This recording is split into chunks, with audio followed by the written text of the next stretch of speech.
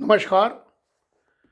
मैं वाराणसी से प्रोफेसर अनूप कुमार मिश्र काशी हिंदू विश्वविद्यालय से संबद्ध महाविद्यालय डीबी पीजी कॉलेज में अर्थशास्त्र का विभागाध्यक्ष हूँ और विशेष प्रयोजन से मैं आपके सामने इस वीडियो के माध्यम से आया हूँ। वो है जनता को जागरूक करना और देश के विकास की प्रगति के रास्ते पर आने वाले तत्वों से सावधान करना। साथियों, विगत दिनों देश भर में ट्रांसपोर्टरों की हड़ताल हुई जो लगभग 2.5 से 3 दिनों तक चली, जिससे करोड़ रुपए का नुकसान हुआ और एक अर्थशास्त्री के रूप में मुझे बेहद क्षोभ हुआ, क्योंकि मैं उन दिनों सड़क पर टैक्सी के माध्यम से भ्रमण भी कर रहा था और लखनऊ में एचपीसीएल के ऑफिस में एक विशेष प्रयोजन के तहत बैठा हुआ था। वो कानून जिस पर कि बवाल हुआ था वो संसद में पारित हुआ था, जिसको कि आपको याद होगा पूरे विपक्ष ने बाइकआउट किया था। अगर किसी प्रकार का भ्रम था तो उस दौरान चर्चा के दौरान अगर विपक्ष होता तो इस भ्रम को दूर किया जा सकता था, जो नहीं हुआ।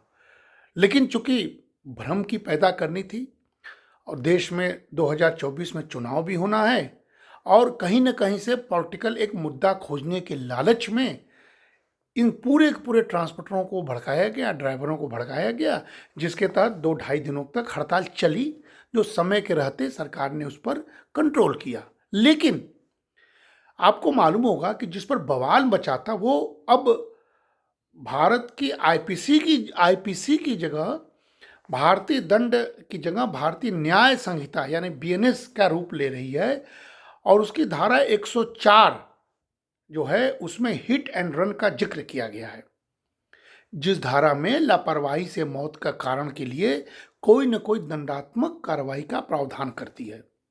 जिसमें पहला धारा जो 104(1) कहती है कि जो कोई भी बिना सोचे समझे या लापरवाही से कोई ऐसे कार्य करके किसी व्यक्ति को मृत्यु का कारण बनता है जो गैर इरादत हत्या की श्रेणी में नहीं आता है, उसे किसी एक अवधि के लिए कारावास से दंडित किया जाएगा, जो कि 2 से 5 वर्षों तक लगभग था, उस पर प्रावधान है।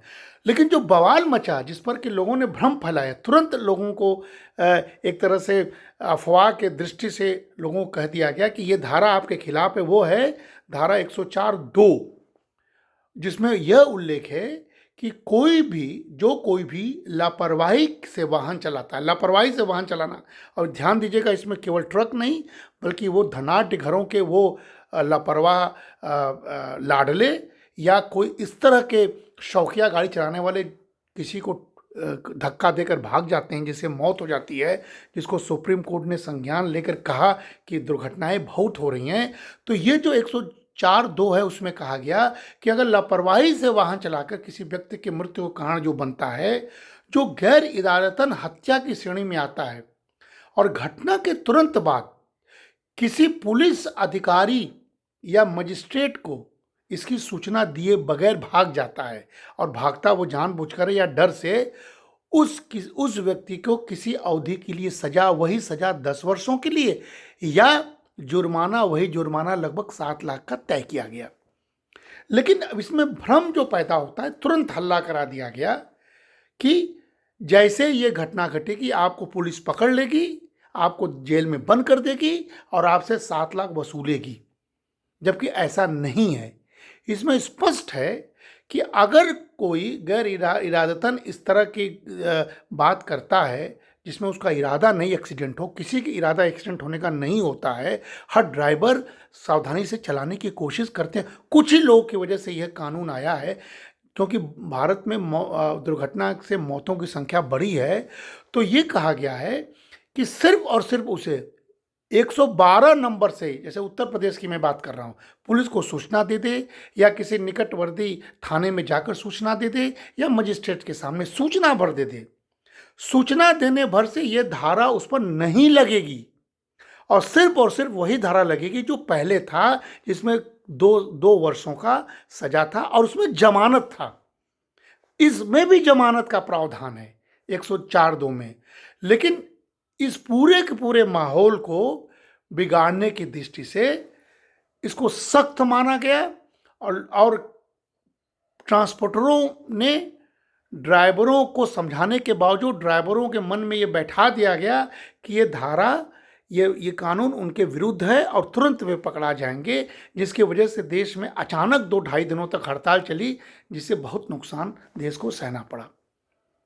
साथियों, भारत में हर साल लगभग 50,000 से अधिक लोग हिट एंड रन मामले में अपनी जानें गंवा देते। उसमें मेरा भाई, मेरा बेटा, मेरी माँ या किसी के भी परिवारजन हो सकते थे, और अक्सर पीड़ितों के मदद के अभाव में उनकी मृत्यु हो जाती थी।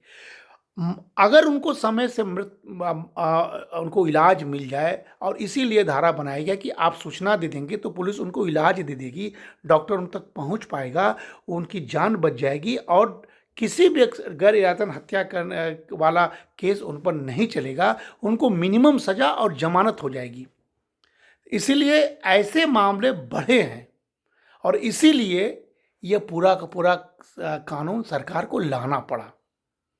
लेकिन इसके विरोध का जो कारण बना, जो चक्का जाम हुआ था 31 की रात और 1 और लगभग 2 तक, उसमें कहा गया उन लोगों की तरफ से जो ट्रांसपोर्टर्स हैं, जो ड्राइवर्स थे, कि ये पूरा का पूरा कानून विदेश के तर्ज पर सख्त प्रावधान वाला है।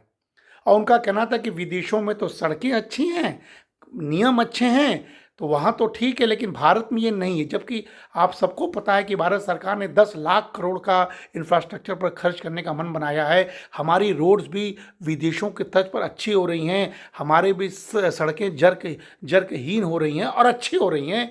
इसीलिए कम से कम एक सावधानीपूर्वक गाड़ी चलाना जरूरी है, ताकि एक्सीडेंट्स कम हो। इसके लिए सरकार कटिबद्ध है। और हम सबको मालूम है कि पहले से ही ड्राइवरों की कमी है। जैसे ही ये अफवाह उड़ा, बहुत से ड्राइवरों ने नौकरी छोड़ने का मन बनाया, क्योंकि उनको भय पैदा कर दिया गया कि उन्हें 10 साल के लिए तुरंत सजा हो जाएगी, 7 लाख उनको तुरंत देना होगा। जबकि ये सब कोरी अफवाह थी। सिंपल बात है कि उनको सिर्फ सूचना भर देना है, उन पर यह धारा लगेगा ही नहीं।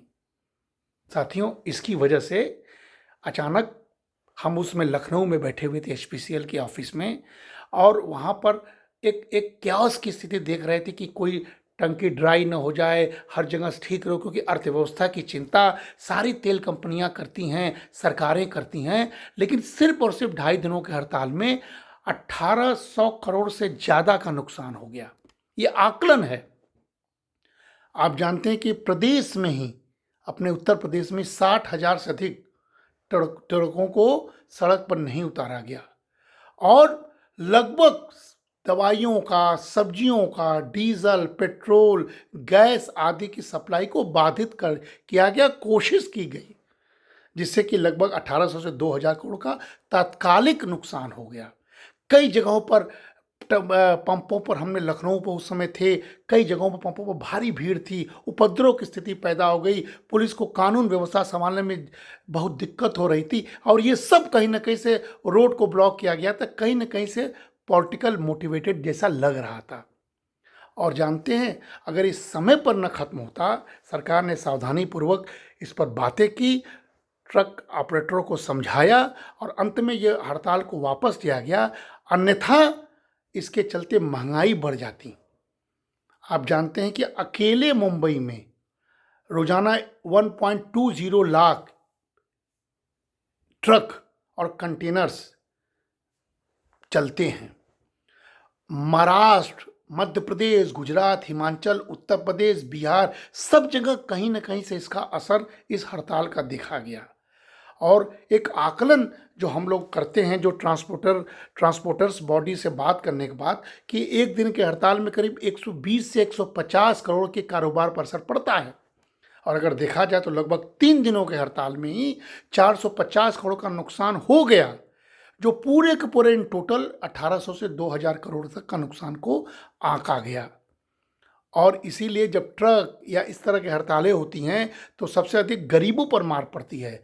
फल, सब्जियां, ज़रूरत की चीज़ें नहीं पहुंचती हैं, बहुत जगह गैस नहीं पहुंची, बहुत किल्लत हुआ। ये सब देख के मेरा मन आहत हुआ, और मैंने सोचा कि जागरूकता के तहत आपको ये वीडियो बना दिया जाए। साथियों, देश भर में 80 लाख से ज़्यादा ड्राइवर काम करते हैं, और उनके वो रोज़मर्रा के सामानों को इधर से उधर ले जाते हैं। इसीलिए आम जनता के खाने पीने की किल्लत, देश में रेवेन्यू का लॉस, तेल कंपनियों को बहुत बड़ा घाटा, ये सब एक थोड़े से अफवाह के चलते, र्यूमर्स चलते देश में हुआ, जिसका मैं प्रत्यक्ष गवाह हूँ, क्योंकि मैं उन दिनों सड़कों पर ही था और इस तरह की चीज़ों को देख रहा था। कच्चे माल की आपूर्ति नहीं हुई, लोगों को एक स्थिति खराब हो गई, लोग अपने गाड़ियों में जबरन तेल भरवा कर रखने की कोशिश करने लगे, जमाखोरी जैसी प्रवृत्ति होने लगी। इसीलिए हमको याद आया कि 2024 चूंकि चुनावी वर्ष है, कोई मुद्दा चाहिए था, तो एक कृषि कानून कभी आया था, उस दौरान भी किसानों को के मन में भ्रम पैदा करके इस कानून को निरस्त कराया गया था और उसका कड़ा विरोध किया गया था। सरकार जनहित में उस कानून से पीछे हटी थी, लेकिन इस कानून में मैं यकीन के साथ कह रहा हूं कि इसको ड्राइवरों के हित में भी है, आम जनता के हित में भी है और सेफली गाड़ी चलाना हर परिवार के हित में है, मैं ये समझता हूं। इसीलिए किसी ड्राइवर को, किसी ट्रांसपोर्टर को घबराने की ज़रूरत नहीं है। ये मात्र इतना ही कि अगर हिट हो जाए तो आप 112 फ़ोन से ही अगर आप सूचित कर दें तो इस कानून से आप परे हो जाएंगे। ये कानून आप पर लगेगा ही नहीं, इतना बस समझाना है।